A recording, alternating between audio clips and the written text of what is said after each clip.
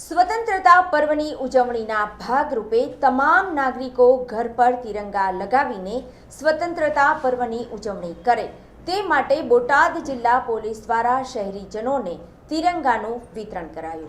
સમગ્ર દેશમાં સ્વતંત્રતા પર્વની ધામધૂમથી ઉજવણી કરવામાં આવતી હોય છે, ત્યારે રાજ્ય સરકાર દ્વારા સ્વતંત્રતા પર્વની ઉજવણીના ભાગરૂપે દરેક નાગરિકો પોતાના ઘર પર તિરંગો લહેરાવે તે માટે હર ઘર તિરંગા અને તિરંગા યાત્રા જેવા અલગ અલગ કાર્યક્રમો કરવાનું નક્કી કરાયું છે।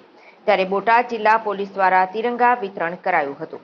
બોટાદ જિલ્લા પોલીસ વડા ડીવાયએસપી, પીઆઈ, પીએસઆઈ અને પોલીસ કર્મચારીઓ દ્વારા શહેરના જ્યોતિગ્રામ સર્કલ, ભાવનગર રોડ, હવેલી ચોક સહિતના વિસ્તારોમાં વાહન ચાલકો અને શહેરીજનોને તિરંગાનું વિતરણ કરાયું હતું। સ્વાતંત્ર્ય પર્વ આપ તો જાણો છો એ રીતે નજીકમાં છે। બોટાદ જિલ્લા વહીવટીતંત્ર દ્વારા આ પર્વ અનુસંધાને અલગ અલગ કાર્યક્રમોનું આયોજન કરવામાં આવ્યું છે।